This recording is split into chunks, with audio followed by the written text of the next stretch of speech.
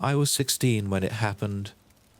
I didn't talk about it for a long time, but sometimes, when I can't sleep, I still go over that night in my head. I'm older now. I've moved out and got my own place and job, but a part of me is still anchored to that house. There was something about it that never made sense. We grew up in a bad area. I'm talking burglaries, gang signs sprayed over garage doors, cops cruising past our streets slow enough to make it feel like they were waiting for something to happen. I saw someone get dragged out of their car in front of our house when I was 13. We heard gunshots a few blocks over so often we stopped checking the news the next morning.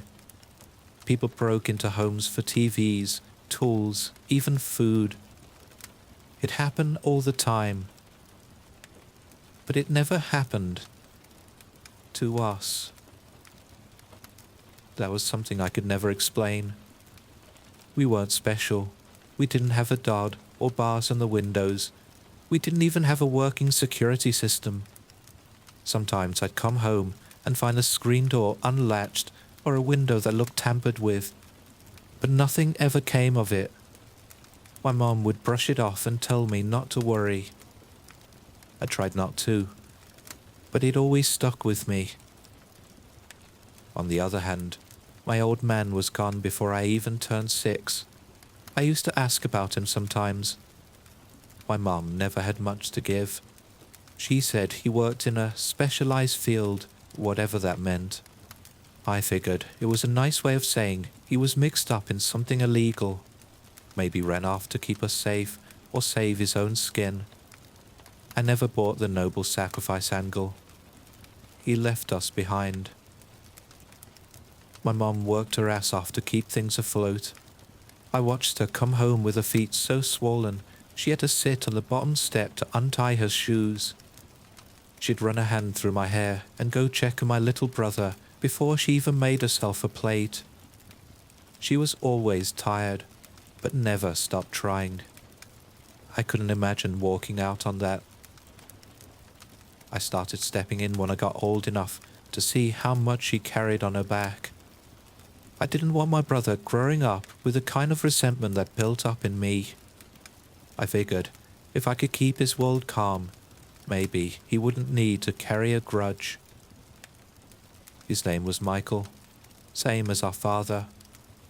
I remember fighting her on it when I first heard. I was only 8, but I remember sitting on the side of a hospital bed saying it made my skin crawl. I didn't want to come home and say that name again every day. I didn't want to picture that man every time my brother laughed or cried or needed help tying his shoes. But she wouldn't budge. I called him Mikey. Still do. Wouldn't say the full name if I could help it. He was a good kid though. Smart, curious, always in his own little world. My mom got the call on a Thursday night, about 20 years ago. She didn't say much when she answered. She only stepped out onto the porch with her coat still on. I stood in the kitchen, watching the clock tick toward 10, already knowing what it meant when I saw how she kept her hand on her hip, nodding. She came back in after a while, and before I could ask, she rubbed the side of my face and told me she needed to leave in the morning. Some project downstate. It was part of her job. Some contract work she'd picked up to fill the gaps that a full-time gig didn't cover. It wasn't optional. She packed fast. It wasn't her first time leaving for a job like that, but it had never been for a full week before. She made a list of meals and taped it to the fridge, left cab money under the toaster in case something happened, and showed me where she kept the house keys she used to hide in the crawl space. In the morning, she left before the sun came up. She stood in the hallway for a second, watching me make toast, and said she didn't like leaving us. I told her I knew, and I'd take care of everything. She held onto the doorframe, but she didn't want to let go of it. Then she walked out without looking back. She trusted me with the house, and more than that, she trusted me with Mikey. Later, after dinner, Mikey was laying on the floor with his knees pulled up while he scribbled into the back pages of a notebook he'd torn from school. I was sitting on the couch, flipping through channels I wasn't watching.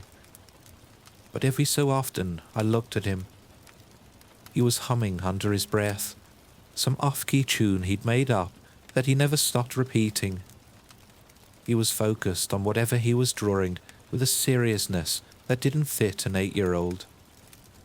He always had that far-off focus when he got stuck in his head. I didn't think he was weird. I think he saw things differently than most people. Since he could form full sentences, he'd been adamant that there was something in his room. Not someone, something. I remember him telling Mom that it whispered to her while she slept. Said he woke up one night and saw it petting her hair. She didn't know what to say to that. Clearly, it freaked her out. But she told him he had a vivid imagination and turned the lights on in his room for a week after that. It didn't help. Mikey tore my train of thought when he joined me on the couch. He sat close enough that his shoulder touched mine. There was always his way of asking for something without saying it outright. When I didn't react, he finally spoke. "Do you think we could watch a scary movie?" he asked. I gave him a side eye. "Since when do you care about scary movies?" "I found out about them today in school. Me and my friends are talking about monsters and they said people make movies out of them. You already have enough problems sleeping. I won't if I see what they're really like," he said smugly. I figured if he saw a guy in a rubber suit pretending to be a ghost, it might break whatever spell he put himself under. "Fine," I muttered, "but if you have a nightmare, I'm making you sleep in the laundry room." He smiled and shook his head. "I won't." I started flipping through the free channels. Most of it was junk, but one station had a horror lineup running. There was a zombie movie halfway through, another one about some haunted motel. I let the previews play while Mikey leaned forward, fascinated. Then the screen flickered black, and the emergency broadcast tone kicked in. I froze, hands still on the remote, as that flat buzzing drone filled the room. Mikey leaned back, confused. The words "Amber Alert" appeared in block white letters, then switched to the red warning screen. The message said there had been a confirmed break-in a few blocks over. The authorities urged residents in the surrounding neighborhoods to lock all windows and doors, and to report anything suspicious immediately. Mikey read it slowly, lips moving, then turned to me. He didn't seem worried, but he watched me get up. I could already feel my chest tightening. It wasn't the alert itself. It was the idea that if something went wrong, I'd be the one standing between him and whatever came through the door. "I'm gonna check the house," I said. "Go brush your teeth, get to bed. But now, the movie's over." He groaned and stood up, dragging his feet toward the stairs. I walked to the front door, pressed on the lock, tested it twice. I pulled the windows closed, tightened the latches, shut the blinds. My hand was shaking, and I hated that. After my paranoia-induced energy wore off, I shut off the lights in the living room and headed upstairs. I passed Mikey's room and saw that his door was cracked open. He was already under his blankets. He didn't say anything when I walked by, but I knew he was still awake. I stepped into my room and shut the door behind me. I dropped into bed and stared at the ceiling, the same as Mikey was probably doing. I kept my phone close. The charger cable was lying on the ground unused. I hadn't plugged it in earlier, and now I didn't feel like the right time to go hunting for the outlet. I must have been hovering on the edge of sleep when I heard it. A high-pitched scream. Mikey's voice. I sat up so fast my shoulder cracked. My feet hit the ground and asked through the hallway before I knew I'd stood up. My heart kicked hard in my chest. I didn't have time to think. He was screaming, and there was no question in my mind what that meant. The alert. The burglar must have broken in, and now was after Mikey. I should have grabbed something. A bat, the chair by the stairwell, anything. I didn't. I pushed this door open so hard it bounced off the wall behind it. There was nothing. It was only Mikey, sitting up in bed with his arms around his knees, crying through his teeth. His eyes were wide, stuck on something that wasn't there anymore. He saw me and flinched, then opened his mouth to speak, but nothing came out. I walked over and sat on the edge of the bed. My hands were shaking worse than his. "You're okay," I said. I kept my voice low. My throat was dry. "You're right."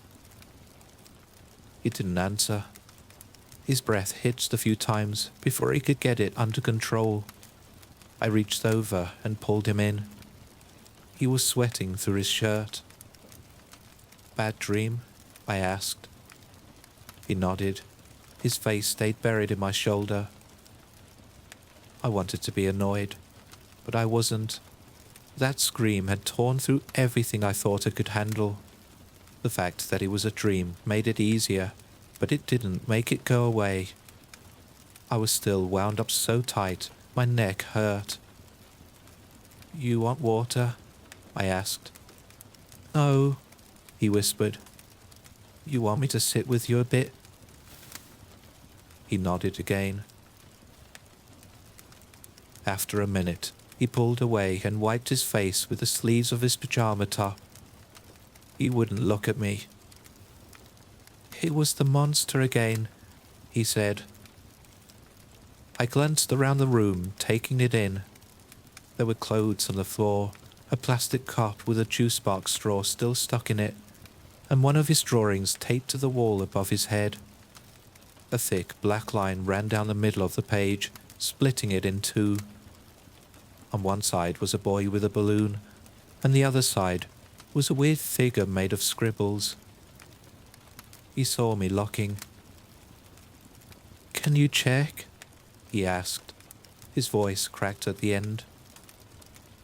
"You know there's nothing here," I said, already standing. He'd probably packed up and moved when he heard me coming. Mikey didn't laugh. He watched me with his hands balled into his blanket. I sighed and walked over to the closet. I slid it open and waited. Nothing but a few shoes and one of my old hoodies he kept stealing when I wasn't looking. I turned to him and gave a mock gasp. "Empty. Guess we caught him on a smoke break." Still nothing. "All right," I said. "Let's go all in. Closet's cleared. Now for under the bed." I dropped to one knee and leaned in. I expected dust, a sock, a piece of broken toy, maybe one of his drawings crumpled up and shoved out of sight. But that's not what I saw. At first, all I saw was darkness and the glint of something smooth in the back corner. I thought it might be a marble or one of those glass eyeballs he picked out of a Halloween prize bin last year. But then it blinked. It didn't blink like a person. It flexed. A long vertical slit opened and closed slowly. and I realized it was staring at me. Two massive yellow eyes sunk into a head that should not have fit in the crawl space beneath a child's bed frame. The pupils adjusted as I stared, thin and long, narrowing against the light. The longer I looked, the more of it I could make out. It was covered in thick, uneven fur, damp around the edges, clinging to the floor as if it had soaked into the boards. His body stretched deep beyond the foot of the bed, thick limbs pressed against the underside like they were forced there, like it had wedged itself into a shape that didn't belong to it. It stared at me. Its mouth was slightly open. Its tongue sat limp between rows of disjointed teeth. Thick strings of spit hung from his jaw. There was something in that look, something not curious, not afraid, not hostile either. If anything, it looked pleased. I couldn't breathe. My chest locked up. I could feel my pulse in my ears, but I couldn't will my body to move. Then, his jaw shifted. Not wide, but enough to show more of the teeth. It grinned at me. The spell snapped. I threw myself back and scrambled to my feet. Mikey was watching me with wide eyes, waiting for me to say he was crazy, or that it was clear, or that we could both go back to sleep. I didn't say anything. I grabbed him by the arm and pulled him so hard he stumbled. I dragged him out of the room, across the hallway, toward the attic hatch near the laundry closet. He was asking questions. I couldn't hear them. I pulled the chain, dropped the ladder, and shoved him up ahead of me. I scrambled into the attic behind him, grabbing the string and yanking the ladder back up with both hands. It retracted with a crack. I slammed the hatch shut and sat back, listening for anything beneath us. Nothing. Mikey was sitting in the corner near the insulation rolls, breathing through his nose, trying not to cry. I sat beside him and stared at the hatch. I pulled out my phone, a cracked thing I bought from a guy at school for $40. The screen was scratched but still worked. I dialed 911 and pressed it to my ear. My hand wouldn't stop shaking.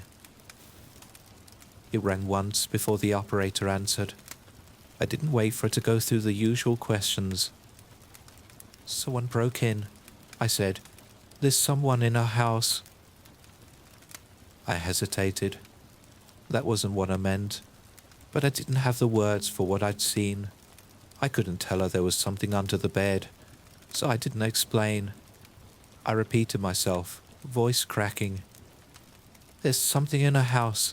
We're in the attic. Please send someone. Please."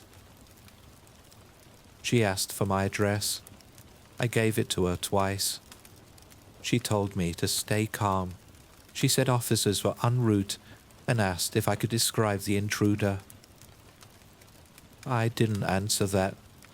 I told her the doors were locked, that we were hiding. I asked her how long they'd take. Then the screen went black. I stared at it for a second, not understanding what had happened. I pressed the button. Nothing. I flipped it over. Nothing. It had died in my hand. Mikey looked at me. He didn't ask if it was okay. He knew from my face that it wasn't. And then, from downstairs, something broke through the kitchen window, followed by scrambling steps and drawers opening and closing. Eventually, it was accompanied by another sound, a massive crash that sounded like it came from where Mikey's room would have been. Another set of steps started, but they were strange, like whatever was down there didn't walk often. The first view was slow, then it turned into what sounded like a gallop. Something big moved through the house, gaining speed. The other set of footprints, presumably in the living room, stopped. A while later, I could hear blooded screams, cabinets slammed, a table tipped, chairs screeched across the floor, wood splintered. Something thick and weighty tore through the hall. I heard an animalistic noise roll up through the floorboards, something between a growl and a cough. Something started crunching, and a massive gulp radiated through the house. Mikey buried his face in my side. I couldn't move. Then all sound ceased. Nothing followed. Only the cold stillness of insulation pressing against my back and Mikey's rapid, silent breaths against my ribs stayed. I didn't know what was going on down there, but I knew, sure as hell, I didn't want to find out. I didn't ask Mikey if he heard it.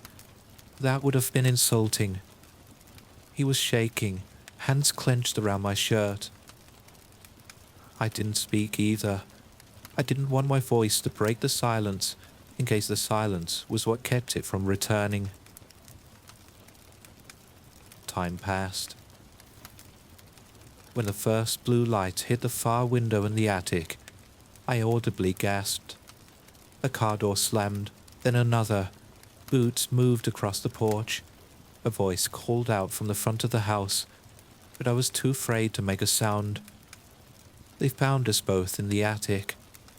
We were pale and shaking. My throat was so dry I couldn't answer their first question. Mikey hid behind me, still holding onto the hem of my shirt.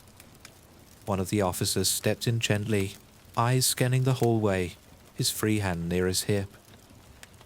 They led us downstairs once they confirmed we were alone. The house was a wreck. The dinner table had been split in two, its center legs crossed inward. 2 chairs were broken in places, one lodged halfway through the drywall. The cabinet doors hung open, and their contents scattered across the floor. A streak of something dark had smeared across the linoleum. One wall, the one beside the coat rack near the stairs, had been cracked open with sheer force. I could see where the wood splintered outward. The broken kitchen window let in a gust of wind, and on the floor below it was a pistol. The officer picked it up with gloved hands. He turned it to his partner and said something I didn't hear. From what I overheard, they identified it as having belonged to the man from the Amber Alert, the burglar who'd been breaking into homes nearby. One of the officers patted my shoulder. He told me I'd done a good job, said calling it in had probably saved both our lives. His tone carried confidence. He looked past me a few times while he spoke, scanning the room as if something might still be standing in the shadows. He said the guy must have broken in, panicked, and fired off a round before trying to escape, or maybe something else scared him. They didn't know. No one had found anything at all, and they never found that man after this. I nodded and kept my mouth shut. I didn't see a reason to correct him. I wouldn't have known what to say if I tried. Years later, I kept thinking about what the cop said, that maybe something scared him off. I never saw the thing under the bed again after that night. I don't think Mikey did either. He stopped talking about it, but I've thought about it more than I care to admit. That night, it could have followed us up to the attic, but it didn't. And I've come to believe it wasn't haunting Mikey at all. It was guarding him.